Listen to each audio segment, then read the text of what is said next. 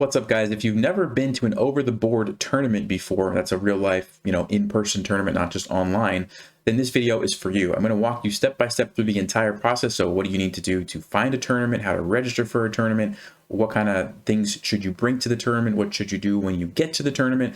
We're going to talk about all that so that you're comfortable going to your first tournament. As some of you know, I just recently finished one of my recent tournaments, and so I thought it would be a good time to do this video. So having said that, let's get started. All right, so part one in this process is to figure out which tournament you want to play in. There's lots of different options, and for the first step is to choose which one you want to go to. So before we get into that, I should point out I live in the United States. So this is going to be the process if you live in the United States. If you live in a different country, there might be some subtle differences. I imagine it would probably be very similar, but I don't know. I've never lived in another country, so you'll have to kind of figure some of that out maybe yourself. But if you live in the United States, you're going to go to this website. This is the United States Chess Federation main website. So it's uschess.org. I'll put a link down in the description.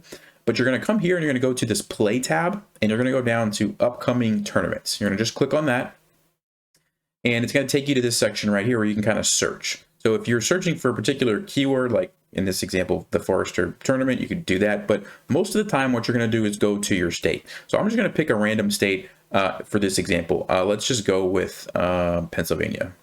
So here we go. Let's just say I live in Pennsylvania. And right now, I'm going to just leave these unchecked. We'll talk about maybe some of these in a second, but we're going to just hit apply. And if we scroll down, you're going to see it's listing all these different tournaments. So Allentown, Pennsylvania, Bethlehem, Pennsylvania, I don't know how to say that, Bethlehem, you get the idea, right? There's all these different ones. And the other thing that you're going to want to notice is most of them have the dates pretty somewhere near the top where you can see. So like this one here, November, starting from Friday, November 26th. This one is November 27th. So you're going to want to, scroll through and find a date that works for you. So let's say, how about, here we go, 16th annual Philadelphia Open. Let's say I live close to Philadelphia, and the date, June 24th to June 26th works for me. You're going to click on that to get more details. So let's go ahead and open that up. So it's going to pull up this page, and we can read more about it. Now, if you've never seen a page like this before, it might seem a little bit overwhelming. There is a lot of information listed, and it's all kind of just packed into a bunch of like one, run-on paragraph kind of a thing. It's really not that bad once you know what everything means. So what I'm going to do for this example is just go line by line and explain what everything is. And not every tournament is exactly the same, but most of them are very, very similar. And once you kind of understand one, usually you can figure out the other ones pretty easily. All right, so at the top, obviously we have the name of the tournament. This is just depending on which tournament you go to, they have different names. These are like tags. So Grand Prix, Enhanced Grand Prix, Junior Grand Prix. If you remember on the previous screen when we were searching, we could have filtered by a depending on which type of tournament you were looking for. Usually these aren't going to mean too much to you, so I wouldn't worry about that right now. If it's your first tournament, you can pretty much ignore that. You don't have to worry about that. It tells you the hotel, so where's it at, right? A lot of times these tournaments are at hotels.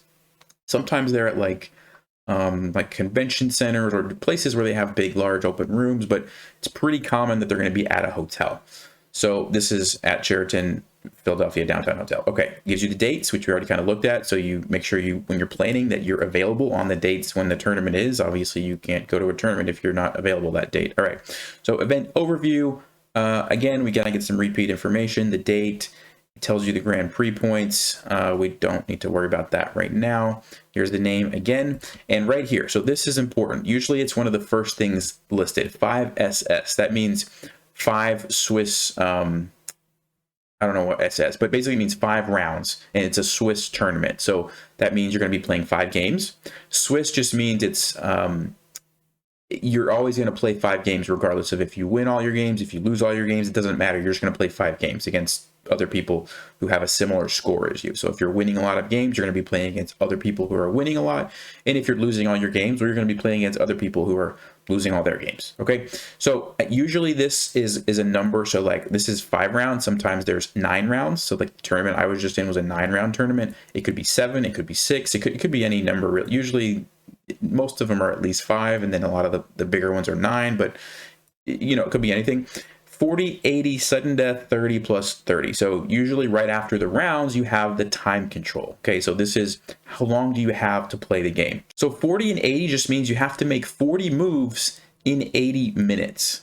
And once you do that, it jumps to the next time control, sudden death, in 30 minutes. That sudden death means the game's over after these 30 minutes are up. So this is the first time control. Sorry, this is the first time control.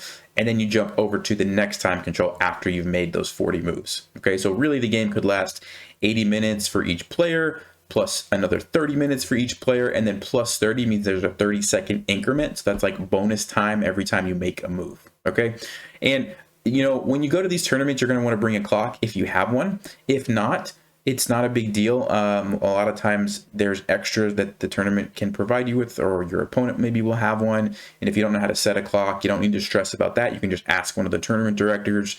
They'll be more than happy to help you. So yeah, I mean, you don't feel like you need to fully understand all of that. You should at least understand, like, okay, how much time do I have for the game? Because that is important. So this one is a pretty long one. At 40 and 90 is probably a little more common, but 40 and 80, a little bit shorter here. Okay, next thing we're going to have are, this is talking about a different option. So if you remember, June 24th to 26th was the kind of the main dates for the tournament, which is 3 days, the 24th, 25th, 26th.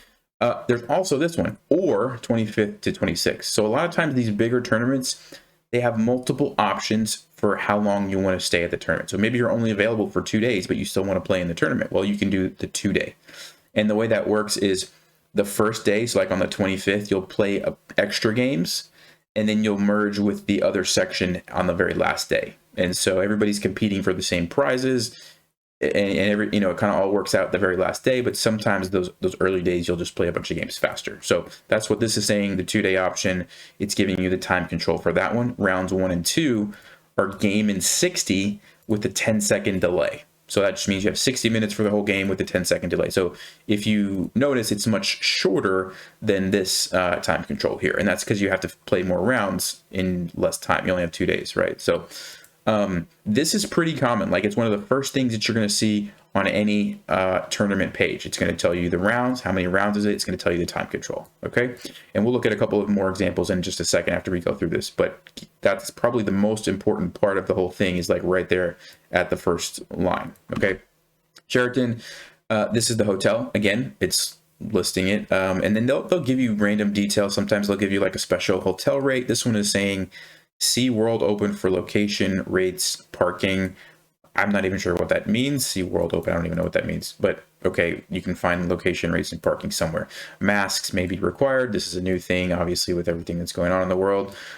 Okay, certification of COVID vaccine. Again, this is kind of new. They didn't used to have this back several years ago when I used to play, but that may change. There you go. Okay, then it's listing the prizes. So this particular tournament has $15,000 in guaranteed prizes. So they're not always guaranteed. Sometimes it's based on a certain number of entries. So like if 500 people enter this tournament, then we will give out X amount of prizes. In this case, they're saying it doesn't matter how many people enter. We're guaranteeing 15,000, which is cool.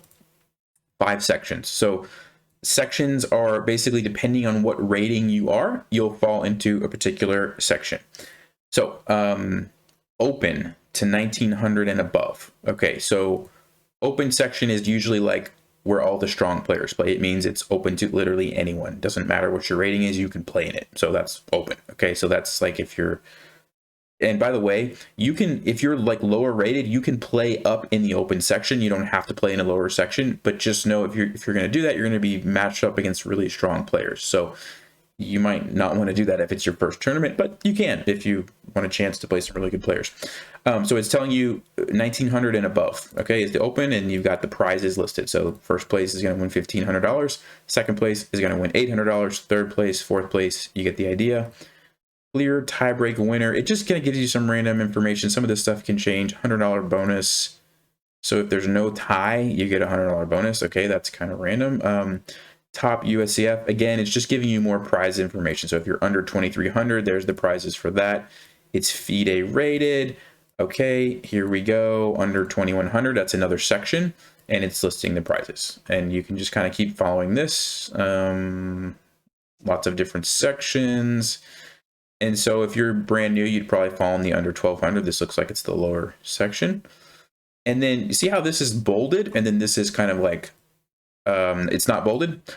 That's what I'm trying to say. This is like a subsection. So like you're in the under 1200 section, but they give prizes to people who are under, 1,000 that are separate. So keep that in mind. Mixed doubles. Okay, I don't usually do that. I don't really know how that works. I guess you just team up with someone. Unrated, if you don't have a rating. Okay, so just giving you lots of information there. Let's see. I'm just going to skim if there's anything else important. Here you go. So entry fee, that's EF. This is how much you have to pay to join the tournament. So $118 if you join online on their website by a certain date. So you have to do it by this date. Okay. The 3-day section is $123. 2-day section, $122, whatever. You can also mail it, but you have to mail it by a certain date. If you don't, so if you pay, let's see, on site, it's $130. So you get a little bit of a discount for registering early. Okay. Yada, yada, yada. It says it's going to use your ratings from, the main website. That's fine. I'm just skimming. Most of this stuff is like not that important. Like I said, most of the important stuff is we've already kind of covered. Talking about USCF dues. So this is important. If you're going to play in the United States, you have to be a USCF member. So you can sign up usually at the tournament. You will have to go a little bit early to make sure you give yourself time to do that. So if the tournament starts at, let's just say 6 p.m. at night, don't walk in at 5:50 and think that you're going to be able to do it all. You need to leave yourself at least, usually it says somewhere in here, like when's the last time you can, yeah, so right here, online until 2 hours, or online until 2 hours before round one. So basically you have to be there 2 hours prior if you're going to register. So keep that in mind. You will need to sign up, like I said, for the USCF membership. It's like a yearly fee, and then you're a part of the USCF membership. Okay. You do get a magazine with that. All right. Talks about the prizes. I'm sorry, the costs for the membership. Re-entry. So if you had if you were playing in the 3-day, okay, and so you played on the 24th and you lost your first, let's say, 2 games, and you're like, I want to retry this, you can withdraw from that section, re-enter into the 2-day, and pay another $50, and you basically get a second chance at the tournament. Most people don't do that, but you can. Here, registration ends. It tells you when the registration ends. Breaks down the 3-day, the 2-day, and the 3-day schedules, so you can see that. And half-point buys. So half-point buys are if you have to miss a round. So maybe you're available to play 4 out of the 5 games, but the 5th round you just can't for whatever reason. You can take a half-point buy. So the nice thing about that is if you're doing really well in the tournament, let's say you win your other 4 games and you get the half-point buy, it still helps you improve your score by getting a half a point. So you can do that. Limit is 2, and you have to let them know before round 2. Okay. Hotel rate, SeaWorld Open. I don't know why it keeps saying that. I'm not actually sure what that means. It talks about prizes, entry. So entry information, you'll go to this website, chessaction.com, or you can mail it. Okay. Let's see. There's also a Blitz tournament. Bring board, set clock. We're going to talk about more of that later in the video when we get to what to do when you get to the tournament, what to bring. It gives you the address and just kind of some more information here. If you need to reach out to someone, you can email them, call, or go to the website here for the organizer. Okay. And that's like the Continental Chess Association. You probably don't need to worry about that. I would just go to this main site that it mentioned up here. Where was it? Chessaction.com. Yeah. So I know I said a lot, but I wanted to make sure that you understood everything there.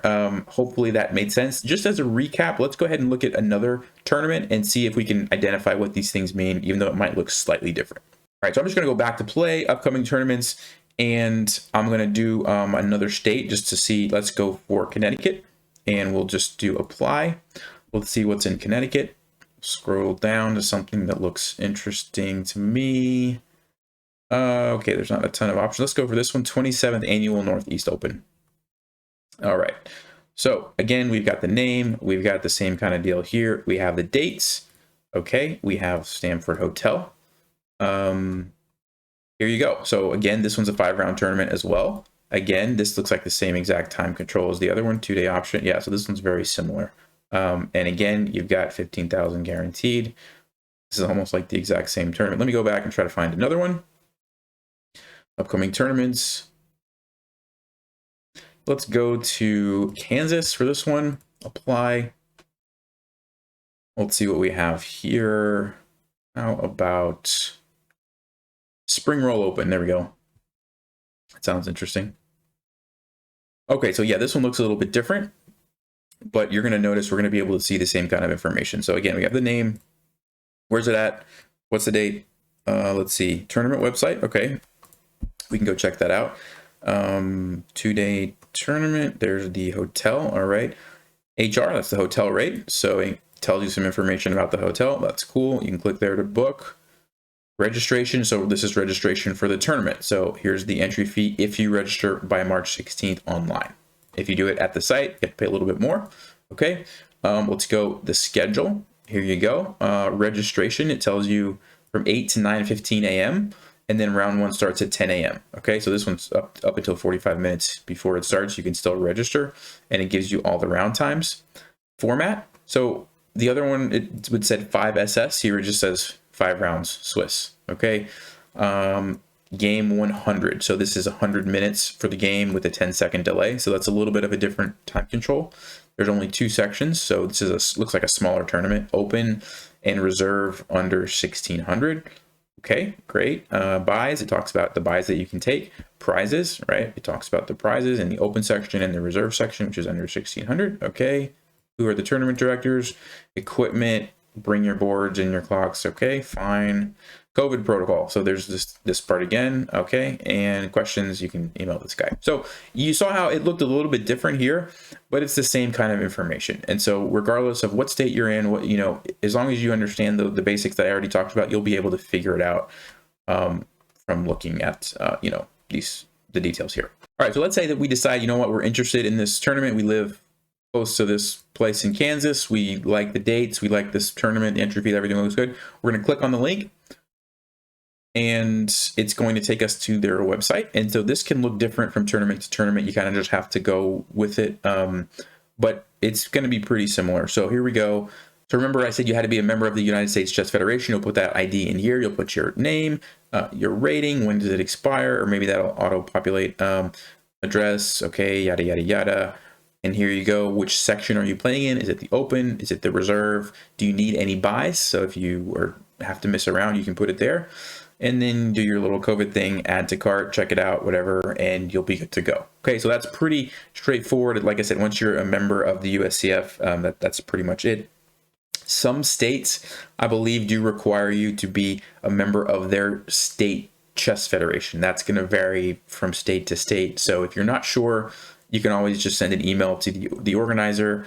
So if you go back here, let's see. Where's the, yeah, so like if you have questions, I would just email this guy and say, hey, this is my first tournament. Do I have to have in this case, it's Kansas. Do I have to have a Kansas State Chess Federation membership, or can I just join with my USCF one? And they'll be able to tell you that.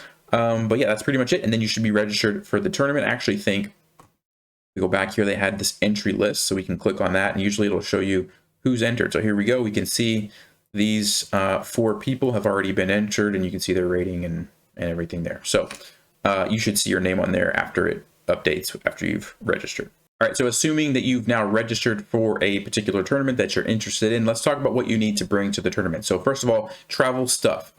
You know, you might be going to a tournament that's local, like right close to where you live, and you're just going to drive there. You don't need to really bring much. Or you could be traveling to another state, or, you know, several hours away, whatever the case may be. Obviously, you have to bring whatever you need when you travel. So clothes and toiletries and all that kind of stuff, right? I'm not going to make a list of that for you, just whatever you bring when you travel. As far as the chess stuff, if you have a set, it's always a good idea to bring it, because sometimes your opponent doesn't have one. If you don't have one, you get this awkward situation where both players are like at the round, you're supposed to be playing each other and nobody has a set, and it's like, what do we do now? You have to go find someone to borrow from, you know, it's just really awkward. So if you have a set, bring it. If you have a clock, bring that. If you know how to set the clock, you can practice ahead of time and set it based on what you read on the site, like what time control. If you don't know how to do that, you can always ask the tournament director at the tournament to set it for you. Usually they know how, and they will help you with that. I would recommend bringing your own pen, because you have to notate. That is a requirement at tournaments. You have to write down your moves on notation pads, which I will show you. I'll throw up a picture here of what a notation sheet looks like. If you don't know how to do this, you will need to learn, because you don't want to be like thinking too much about that when you're trying to focus on the game. So do some practice ahead of time. When you're playing online, it's automatic, right? It just automatically does the notation for you. But over the board, you have to do it. A mask, depending on when you're watching this video, you may or may not need this. But right now, they did my most recent tournament, they did require masks. The one before that, they didn't. So it's kind of just depends. Water, a lot of times they have water at the tournaments, but in case not, you know, sometimes games can last several hours, like 4+ hours, and so you're going to need water. Snacks, I recommend snacks. I don't do well if I skip eating for too long at a time, and so I like to bring snacks and stuff when I play. That's my recommendation. This is what I think you should bring, but of course, tweak this to your own needs. And now let's jump into the final part of this video, what to do when you're actually at the tournament. All right, so now for this last step, you've arrived at the tournament. So for this example, let's just say it's at a hotel. You've arrived at the hotel where the tournament is taking place. You walk in, sometimes there are signs and it's really obvious, like a big sign that says chess tournament this way, or you just see people with chessboards like all walking in a certain direction, right? Other times it's not that obvious, depending on how big the hotel is. So what you can do is just go to like the main desk and say, hey, I'm here for the chess tournament. Can you point me in the right direction, or where's the chess tournament at? And they'll tell you which room it's being hosted at. So usually there's like one big room called the playing hall or the playing area where they have a bunch of tables set up. Sometimes they have boards there set up. Sometimes, a lot of times they don't, because you have to bring your own set usually. So it's just a big room with a bunch of tables. I'll throw up a picture on the screen of the most recent tournament I was at, what the playing hall looked like. But you'll need to, that's going to be the first thing you want to identify, where is that at? And then usually somewhere around there, you'll see a section where the pairings will be. So pairings just mean it's a list of who plays who. Okay, so it's gonna, and I'll throw this up on the screen as well, showing an example set of pairings. But it shows if you're white, you're going to be listed first. If you're black, your name's going to be listed second, and it tells you what board number you're on. So that's the next important part. So in the playing hall, they're going to have these little pieces of paper with a number on them. That's your board number, and you need to identify and find which board you're playing on. So if you're playing on board number 10, you find where that is. You go there, and if you're white or black, you can obviously set up your set and make sure you get the right color. You don't want to be playing, the wrong color. So that's pretty much it.